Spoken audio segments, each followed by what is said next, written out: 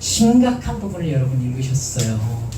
근데 여러분 이스라엘 민족의 이게 엄청난 딜레마입니다. 사실 우리도 이런 딜레마에 빠지는 순간이 자주 오거든요. 그렇기 때문에 오늘 말씀을 깊이 보셔야 됩니다. 말씀을 깊이 보셔야 돼요. 상황을 명확히 파악합시다 라고 제가 지금 제목을 잡고 여러분께 말씀을 드리려고 하는데요. 상황을 도대체 어떻게 명확하게 파악하는 것인가, 이걸 이번 말씀을 통해서 이렇게 줄거리를 잡으셔야 됩니다.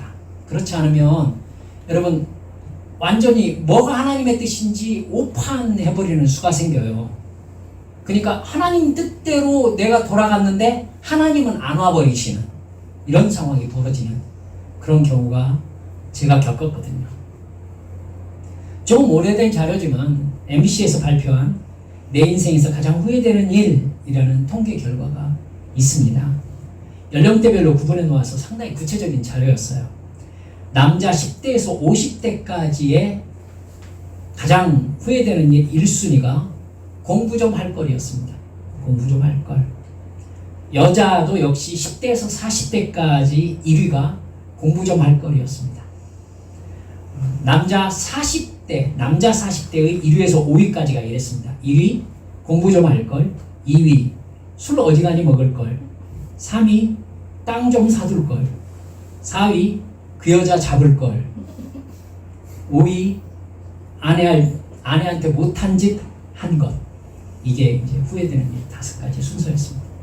여자 40대 후회되는 일 1위가 공부 좀 할 걸, 2위 애들 교육 신경 더 쓸 걸, 3위 내 인생 즐겨볼 걸, 4위 결혼 잘못한 거, 5위 부모님께 잘할 걸. 이런 순서였습니다. 50대가 되니까 남자는 3위가 아내한테 못할 짓 한 것으로 올라왔습니다. 순위가. 50대 여자 4위에 남편 바가지 긁은 것이 또 올라왔습니다. 그러니까 나이가 들면서 자기 옆에 있는 사람한테 못하는 게 이제 느껴지는 거예요. 저는 인생을 살다 보면 후회되는 일이 많이 있습니다. 하지만 우리도 후회하면 사니까요. 후회할 때가 가장 빠른 때다라는 얘기가 있잖아요. 이제부터라도 후회되는 일을 만들지 않도록 하는 게 중요하다고 위로는 하죠. 위로합니다. 하지만 그렇게 위로할 수 있다고 해도 여러분 진실하게 얘기해보면 후회는 아무리 빨리 해도 늦은 거죠. 그건 맞아요. 그건 맞는 말입니다. 왜냐하면 다시 수정할 시간이 주어지지 않기 때문에 그렇습니다. 아무리 잠깐의 말실수지만 한번 입에서 나와버리면 주워 담을 수가 없습니다.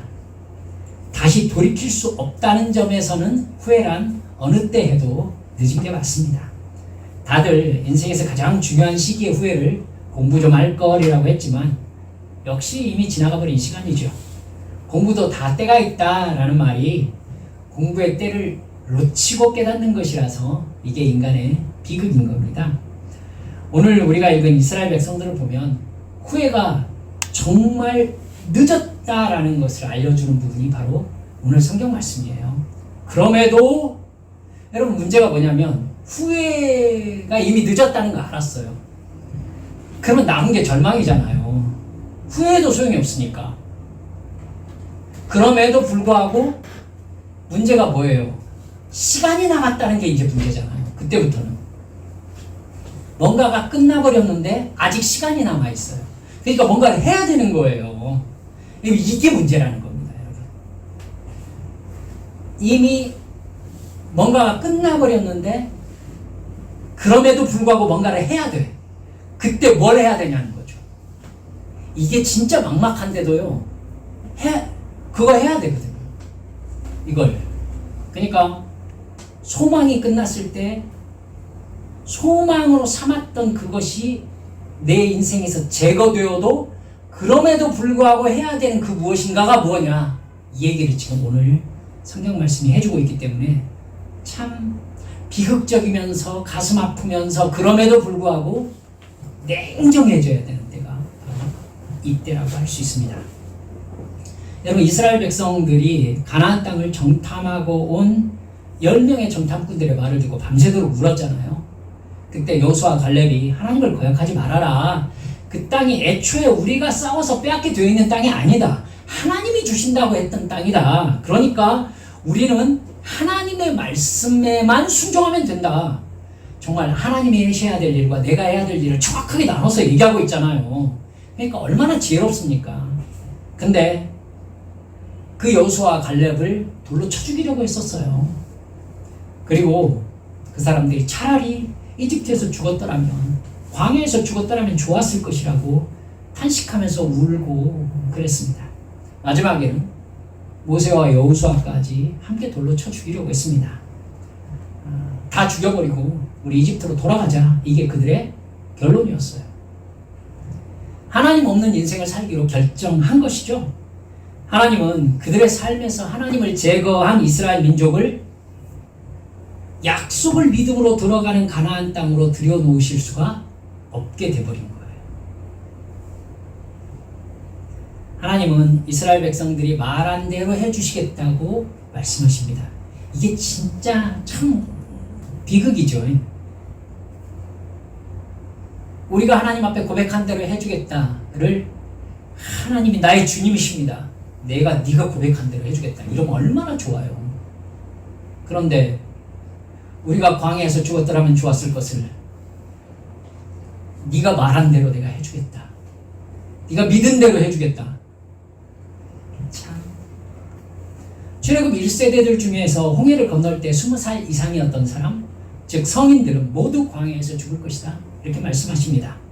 40일 동안 가나안을 정탐한 날짜를 1년으로 환산해서 40년 안에 그들이 모두 죽을 것이다. 이렇게 말씀하십니다. 그러면서 하나님이 이러세요. 하나님의 귀에 들린 대로 모두 광야에서 죽었으면 좋았을 것이라고 말한 그 말의 성취다. 믿음대로 되는 거니까요. 반면에 이스라엘 백성들이 우리의 아내와 자식들이 가나안 사람들에게 사로잡힐 것이다 라고 했잖아요. 하지만 하나님께서 뭐라고 하세요? 너희들이 사로잡힐 것이라고 말한 너희들의 자녀는 가나안을 볼 것이다. 그 땅을 선물로 받게 된다는 것입니다. 모든 게 지금 거꾸로 바뀌어버렸어요. 하나님은 이스라엘 백성들의 불순종과 믿음 없음에 대해서 아주 실망하셨어요. 여러분, 하나님도 실망하십니다. 중요하니까 한 번 더. 여러분, 하나님도 실망하십니다. 이걸 무서워할 줄 알아야 돼요. 그래서 하나님은 14장 33절과 35절에서 너희들이 광야에서 소멸될 것이다 라고 말씀하세요. 웬만해서는 소멸이라는 말 안 쓰잖아요. 그렇죠? 히브리어로 타망이라고 해요. 소멸이 완전히 끝마치다, 완전히 멸망시키다, 이런 뜻을 가지고 있습니다. 믿음 없는 출애굽 1세대를 이 세상에서 완전히 제거하시겠다 이렇게 말씀하신 겁니다. 그 말씀 후에 37절을 보면 이 가나안 땅으로 파견되어서 그 땅을 악평하면서 이스라엘을 불신의 길로 이끌었던 10 정탐꾼들 요 앞에서 재앙으로 죽었다 이렇게 기록되어 있습니다. 재앙이라는 말이 막게파라고 기록되어 있는데 재난, 사륙, 학살, 타격, 역병 이렇게 해석할 수 있습니다. 그러니까 누가 봐도 하나님이 죽이신 거다라고 알 수 있는 죽음으로 그들이 한꺼번에 죽었다는 뜻입니다. 39절에서 모세는 하나님의 이 모든 말씀을 이스라엘 백성들에게 전달했습니다. 그러자 이스라엘 백성들이 보인 반응이 정말 문제인 거예요. 백성이 크게 슬퍼했대요. 어쩌자는 거죠? 가나안 땅으로 들어가라고 하니까 못 들어간다고 울었잖아요. 그 땅은 사람을 삼키는 땅이라고 하면서 막 날이 새도록 지금 울고 난 그 다음 날이잖아요. 그래서 그러면 니들은 광야에서 죽어라. 그랬더니 또 울어요. 그럼 어쩌라는 거죠?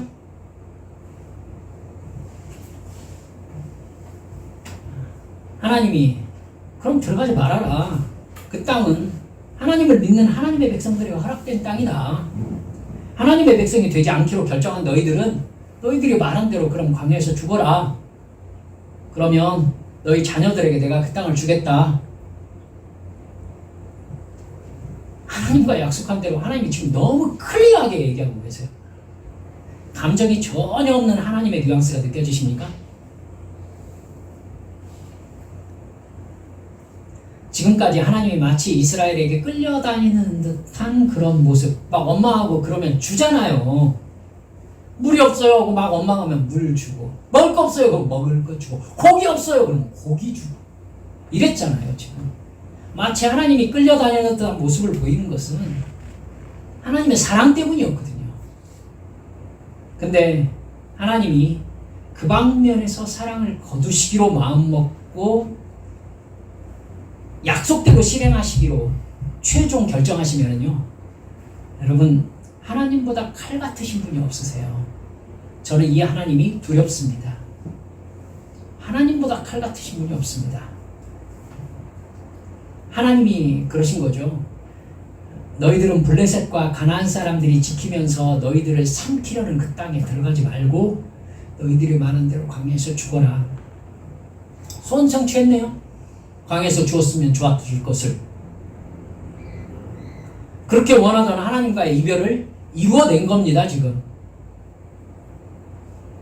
홍해길로 돌이키라고 했으니까 여러분 맨 처음으로 돌아가라는 얘기잖아요. 지금 마음먹으면요 이집트로 돌아갈 수 있겠네요. 그렇죠? 홍해길이니까. 근데 왜 이스라엘 백성들이 크게 슬퍼했다는 말이죠? 들어가라고 했더니 밤새도록 울더니 들어가지 말라고 했더니 또 울고, 이게 뭐 하는 짓이죠? 이스라엘 백성들이 지금 후회하고 있는 겁니다. 불과 하루도 지나지 않았는데 하나님을 향한 원망과 불평과 불신앙의 행동들이 갑자기 내가 무슨 짓을 한 거야? 지금 이렇게 된 거예요. 내가 무슨 짓을 한 거지? 자기들이 저지른 말과 일들이 하나님과 자기들의 관계에서 최종 어떤 결정을 도출하고 말았는지가 확 깨달아져 버린 거예요. 여러분 근데 진짜 늦었어요. 버스가 떠버렸어요. 출애굽 1세대는요 이 상황을 어떻게 해서든지 되돌리려고 해요. 되돌리면 원망하던 그때로 돌아가는 건데 되돌리려고 해요. 안타깝게 몸부림을 칩니다. 40절 보면 이럽니다. 아침에 일찍 일어나 산꼭대기로 올라가며 이르되 보소서 우리가 여기 있나이다. 우리가 여호와께서 허락하신 곳으로 올라가리니 우리가 범죄하였음이니이다. 누가 보면 믿음 굉장히 좋은 것 같잖아요. 여호와 하나님께서 자기들에게 약속하신 가나안 땅으로 올라가겠다는 겁니다. 거기에 지금 뭐가 있는데요? 거인들이 지키고 있는데요. 자기들이 두려웠던 아말렉 사람들, 가나안 사람들 그냥 짱짱하게 지키고 있어요. 블레셋 사람들이. 근데 왜? 거기를 왜 올라가요? 이제 홍해길로 가라니까 반대로 가는 거예요. 또 어떻게든 지금 하나님을 달래보고 싶은 거죠. 이 사람들 머릿속에 하나님이라는 신이 어떤 신인가가 그냥 드러나 있어요. 하나님을 어떤 식으로 대해왔는지가 그냥 드러난다고요. 그럼 달래져요? 하나님이 그런 분이에요? 돌이킬 수 없었습니다. 하나님의 선고가 끝났어요. 이제 집행만 남아있는 거죠. 뭐가 섬뜩하게 느껴지냐면요. 15장 1절부터입니다. 15장 1, 2절 한번 보시겠어요? 하나님께서 모세에게 주시는 말씀이거든요. 여호와께서 모세에게 말씀하여 이르시되 이스라엘 자손에게 말하여 그들에게 이르라 너희는 내가 주어 살게 할 땅에 들어가서, 이렇게 되어 있죠. 지금 누구한테 말하고 있는 거예요? 하나님이? 벌써 14장 끝나고 나서 15장 1절부터요 지금 출애굽 2세대에게 주는 말씀이 시작되고 있어요. 하나님이 출애굽 1세대를 하나님의 말씀의 타켓에서 제거하고 계셨죠. 그죠? 말씀의 대상이 아닌 거예요. 이제 출애굽 1세대가 가나안 땅에 들어가서 너희들이 해야 될 일을 벌써 얘기하고 계세요. 그러면 사실 홍해 건넌 지 1년밖에 안 지났어요, 지금. 1년밖에 안 지났다고. 그러니까 앞으로 만으로 하면 38년이 남아있다고요. 그런데 그 38년 후의 말을 벌써 민수기 15장부터 시작하고 계세요, 하나님이. 하나님이 이런 분이십니다.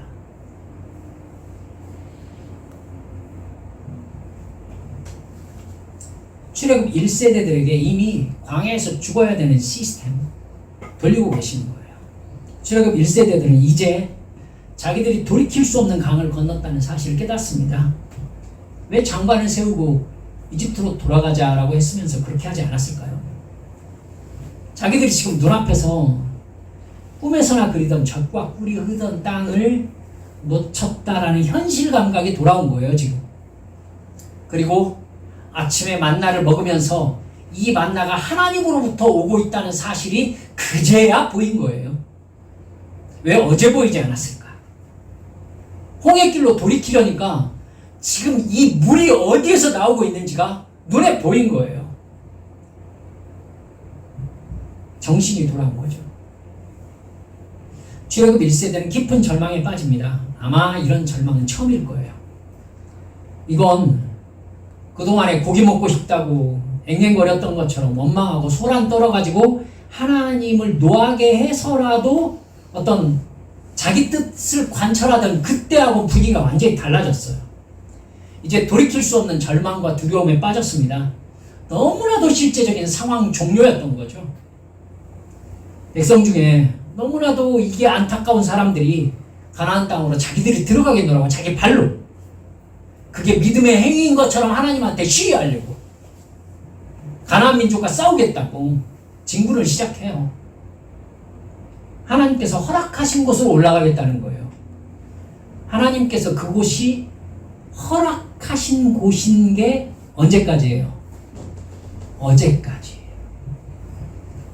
가나안 땅이 그들에게 허락된 곳, 하나님이 주시겠다고 약속하신 그 약속의 유효가 어제까지였어요. 그럼 여러분, 이제 가나안 땅으로 올라가는 건 뭐가 되는 거예요? 불순종이 되는 거예요.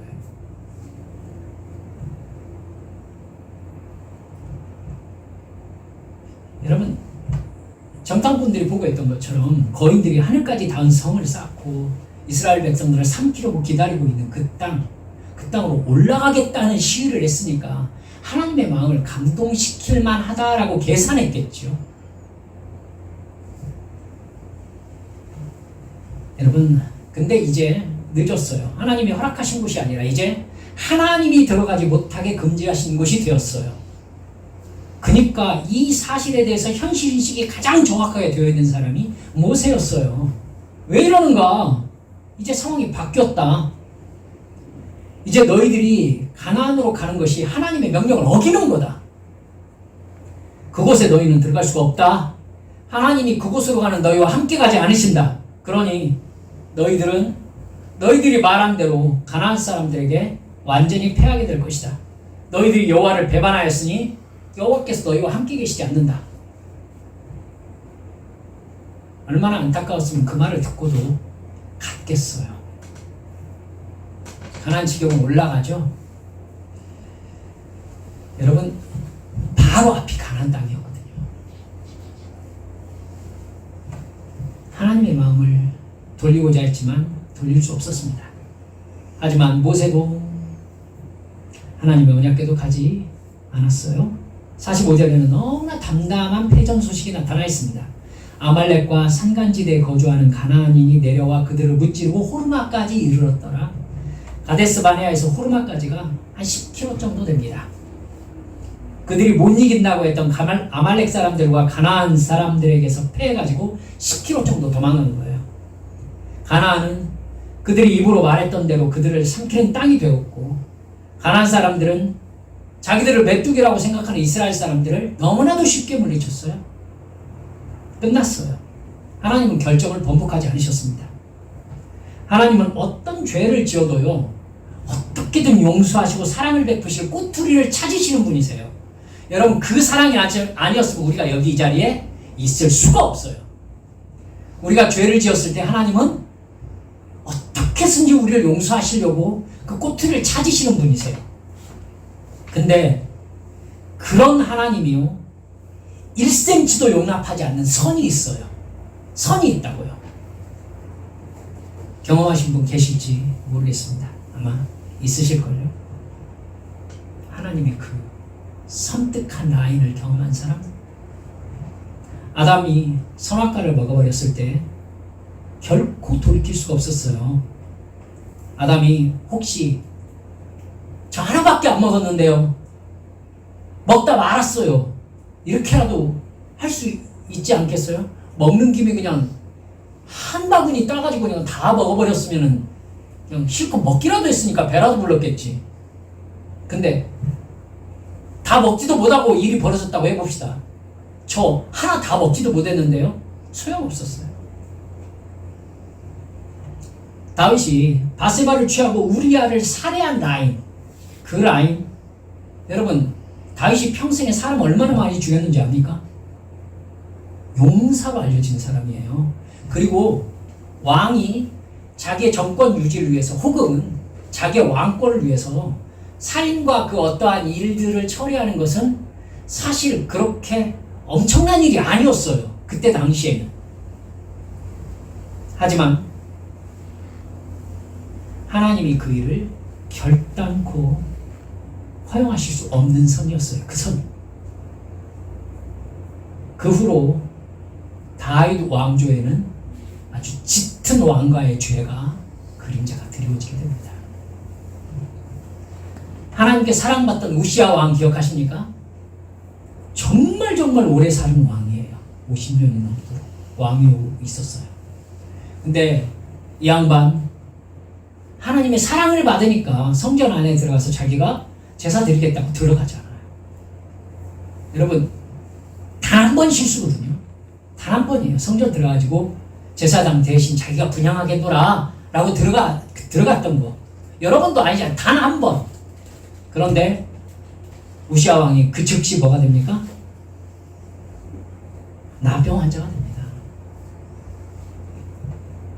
하나님이 절대 용납 못하시는 라인이 분명히 있다니까요.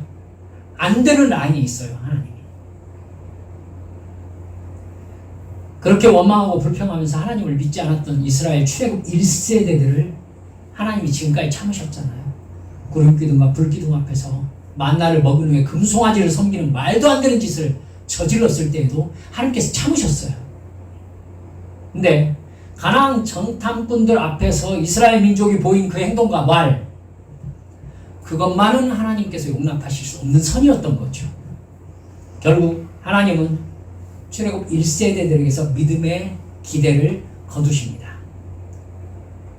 근데 그 일을 없는 셈 쳐달라고 하면서 후회하고 그냥 가나안으로 진군하겠다고요? 소용없었어요.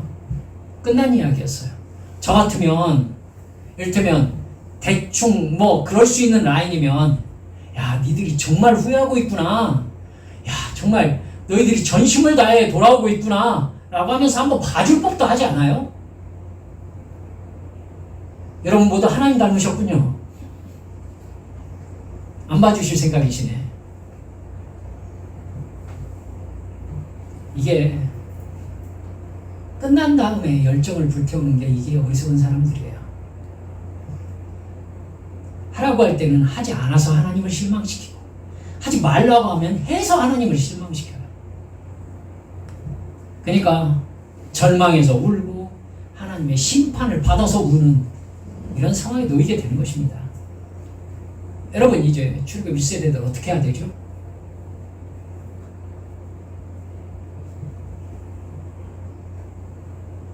방법이 없어요. 이제 받아들여야지 어떡해요. 그렇죠? 여러분, 받아들여야 돼요. 이제 나는 광야에서 죽게 되어 있구나를 받아들여야 된다고요. 현실을 인정해야 됩니다. 일이 벌어졌어요. 그리고 돌이킬 수 없어요. 내가 울어도 안 돼요. 그러면 어떻게 해야 돼요? 받아들여야지. 어떻게 해요? 받아들여야지. 근데 정말 고약한 사람들이 그거예요. 받아들이잖아요. 그러면서 바로 하나님을 원망하는 본색을 드러내요. 이게 진짜 문제예요. 여러분, 받아들이고 난 다음에 자기와 하나님과의 관계를 갈무리를 제대로 못하잖아요. 그러면 이제 진짜 본색이 드러나면서 아무렇게나 살아요. 하나님 포기하셨어요? 그럼 저도 포기하죠. 그리고 이제 서로 막 가는 거예요. 막 가는 거예요. 그런 사람 여러분 못 봤어요? 저 많이 봤어요. 많이 봤어요. 많이 봤어요. 막 가. 가정이 깨졌어요. 돌이킬 수 없어요. 어떻게? 자기가 잘못해가지고 가정이 깨졌어. 근데 저를 만나가지고요. 아무리 내가 잘못해도 그렇지 하나님이 어떻게 가정을 깨뜨리시냐고. 아니, 하나님이 깨뜨리셨어? 자기가 깨뜨렸잖아요. 자기가. 그렇죠? 자기가 깨뜨렸잖아. 하나님이 깨뜨리셨냐고. 하나님이 그 안에 얼마나 많이 말씀하셨겠어요. 얼마나 많이. 근데 안 들었어. 그리고 결국 깨졌어요. 이스라엘 민족이 얼마나 많이 말씀하셨어요. 근데 결국 깨졌잖아요, 지금. 자, 그 다음에 어떻게 해야 되냐, 그 다음에. 여러분, 그 다음에 겸손을 되찾아야 돼요, 진짜로. 어찌됐든 시간이 남아있잖아요. 그럼 광야에서 죽어도 믿는 자로 죽어야죠. 이게 중요한 거 아니에요, 지금? 광야에서 죽어라 했으니까 믿는 자로 죽어야죠. 믿는 자로. 하나님을 사랑하는 자로 죽어야죠. 그렇죠? 모세 보세요. 모세. 가나안 땅 들어가게 해주세요. 제발 저 좀 들어가게 해주세요. 여러분 신명기 읽으셨죠? 신명기에서 3번 그래요. 니들 때문에 내가 못 들어갔다. 니들 때문에 못 들어갔다. 너무너무 들어가고 싶었던 거예요, 모세가. 근데 모세 어떻게 해요? 받아들여요. 받아들인다. 하나님을 사랑하는 사람으로 나가요. 여러분, 가정이 깨졌어요. 그러면 지금부터 정신 차리고 하나님 앞에 기도하면서 매달려야지. 그래서 나 홀로 살아간다 하더라도 하나님과의 관계가 올바로 세워진 사람으로 살아야지. 그쵸? 그게 하나님의 뜻이에요. 그게 여러분, 병원 중환자실에 누워가지고는 이 생명이 끝났대요. 그럼 어떻게 해야 되죠? 뭐 어떻게 해야 되냐고. 제가 병원 가면은요, 어느 분이 그러세요. 목사님, 하나님이 제가 잘못했지만 이렇게까지 저를 코너로 모실 줄은 몰랐어요. 제가 뭐라고 하겠어요?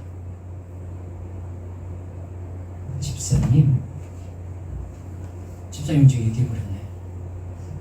집사님, 지금 하나님이 나를 여기까지 모실 줄 몰랐다고 얘기할 때가 아니라 집사님 남은 시간 동안에 천국 가야 되는 문제를 해결하셔야 돼요. 그쵸? 천국 가야 되는 문제를 해결해야 된다니까. 근데 거기에서요, 하나님이 여기까지 나를 모셨다고 자기 막 나가겠대. 나도 하나님 필요 없어요. 무슨 통뼈죠? 여러분, 마음은 이해가 가요? 그런 거 이해해주면 안 돼요. 그런 걸 이해해주면 안 된다고. 미친 거 아니야? 이래야 돼요. 미친 거 아니야? 끝났으면요, 여러분, 정말로 믿음으로 돌아가야 할 때가 어떤 한 챕터가 끝났을 때예요. 끝났을 때. 제대로 정신 차려야 된다고요. 그때 제대로 정신 차리지 않으면은 하나님이 끝을 내셨으니까, 하나님은요, 여러분, 제가 이렇게 말하는 걸 외람되다고 느끼실지 모르겠지만 하나님은 곁눈으로 보고 계세요. 끝을 내셨어요. 그러니까 곁눈으로 보셔요. 즉, 확 끼어들어가지고 인생을 바꾸실 만한 그 어떤 일을 안 하신다고요. 이렇게 곁눈으로 보세요. 그때 어떻게 해야 돼요? 십자가 앞으로 나와야죠. 완전히 엎드려야죠. 그래서 그때 어떻게 해야 돼요? 주님, 저 살려주세요. 이래야 되죠. 그죠? 살려주셔야 돼요. 이거 살려달라고 해야 된다고요. 이때 하나님이 곁눈으로 보고 계실 때, 지금 누가 누구를 실망시켰는데, 지금 병원에 누워있는 혹은 가정 깨진, 지금 자기가 실망했어요? 하나님이 실망하신 걸 생각해야지. 하나님이. 여러분, 그러셔야 돼요. 하나님이 실망하셨어요. 너 그 상태로는 은혜를 받을 만한 그릇이 못 되겠다 하시고, 네 그릇부터 올바로 세워라. 그냥 놔두세요. 그때 어떻게 해야 돼? 죽으라고 주님께 매달려야죠. 그때가 금식해야 될 때고요. 그때가 작정 기도해야 될 때고요. 그때 모든 예배 참석해가지고 하나님, 내가 주인입니다라고 회개해야 될 때죠. 그렇죠? 그래야 됩니다, 여러분. 막 나가면 안 돼요. 이스라엘 백성들처럼 소용없는 노력을 할 필요가 없어요. 하나님이 끝내시면 끝낸 거예요. 그 다음이 없어요. 이제 그쪽 소망은 내려놔야 돼요. 어쩔 수 없다니까, 이거. 하나님께도 어쩔 수 없는 거 있다니까요. 하나님도 실망하신다고요. 끝난 건 끝난 거예요. 놓아야 돼요. 놓고 이제 여기에서 지금 내가 하나님 앞에 뭘 해야 되는가? 정말 정신 차려야 돼요. 하나님이 틀림없이 그러실 거예요. 며칠 전에 좀 그러지 라고 성령의 감동하심으로 나에게 말씀하시죠. 끝난 건 끝난 겁니다, 여러분. 냉정하게 받아들이세요. 냉정하게 받아들이세요. 말씀을 맺습니다. 혹시 하나님께서 참고 계시니까 이 정도는 괜찮겠지 하면서 죄의 반복을 하고 계시다면, 여러분, 나오셔야 됩니다.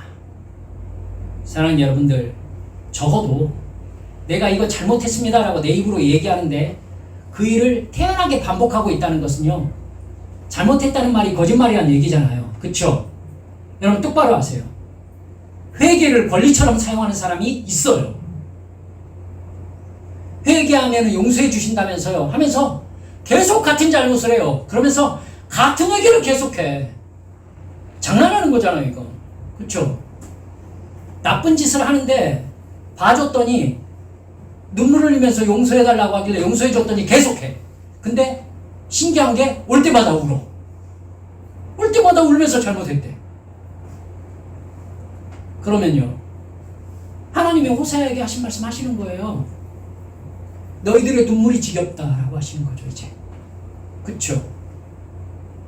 아니면 하나님이 아니라고 했으면 아니어야 해요. 그래야 회개가 회개지. 안 그러면 회개가 장난이잖아요. 하나님의 경고를 무섭게 들을 줄 알아야 됩니다. 여러분, 결정적인 순간에 하나님이 라인을 쫙 그어버리실 때가 있어요.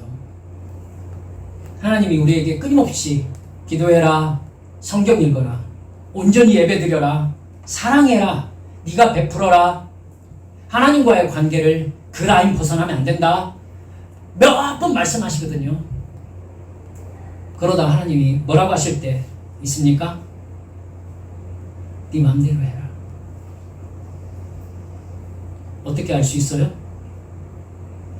안 하는데 마음에 아무 느낌이 없어. 이제 기도를 안 하는데 마음이 평안해. 하나님이 네 마음대로 하세요 하신 거예요. 여러분, 두 가지밖에 없어요. 하나님 뜻대로 하십시오 든지, 아니면 하나님이 네 뜻대로 해. 이 두 가지밖에 없어요. 끝내자. 그만하자. 여러분, 이 라인까지 절대로 가시면 안 돼요. 이스라엘 백성들이 지금 우리에게 보여주고 있잖아요. 그 라인에 가면 안 된다고.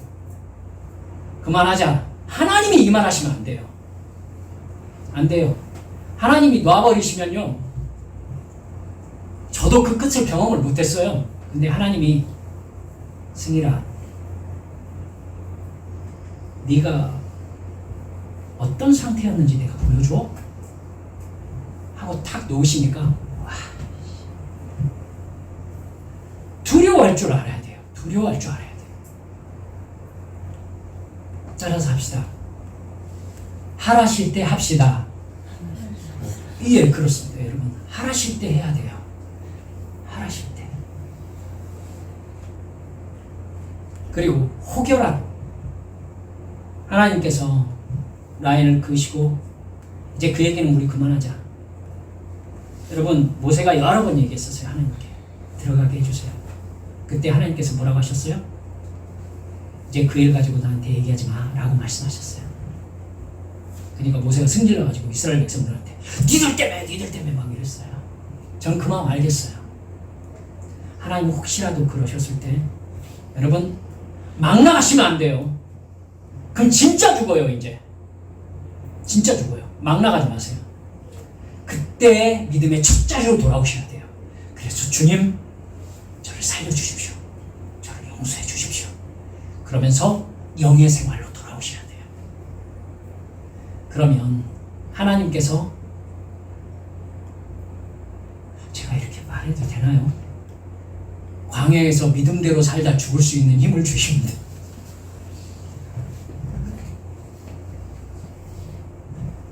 전 그 은혜에 감사할 수 있어요. 솔직히 그 은혜에 감사할 수 있어요. 광야에서 살다가 믿음대로 살다가 광야에서 죽을 수 있는 힘을 주세요. 그 은혜도 보통 은혜가 아니에요.